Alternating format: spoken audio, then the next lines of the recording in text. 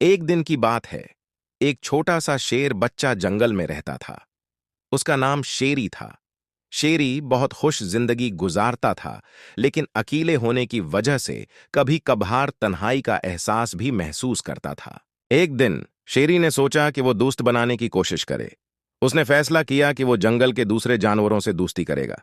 पहला दोस्त जो शेरी ने बनाया, वो एक छोटा सा चिड़िया था जिसका नाम छोटू बली था। छोटू बली बहुत शौकीन और दिलेर था। शेरी ने उसे दोस्ती का पैगाम दिया और दोनों ने मिलकर बहुत मजे किए। वो दोनों साथ खेलते, जंगल में घूमते और नई नई मगाजिल का सफर करते। आगे चलकर शेरी ने एक दिन एक दूसरी बली से मिलने का फैसला किया। इस बली का नाम बलो था। बलो बहुत दिलेर और दोस्ताना जानवर था। शेरी ने बल्लो से दोस्ती की पेशकश की और दोनों ने फौरन एक दूसरे के साथ दोस्ती की।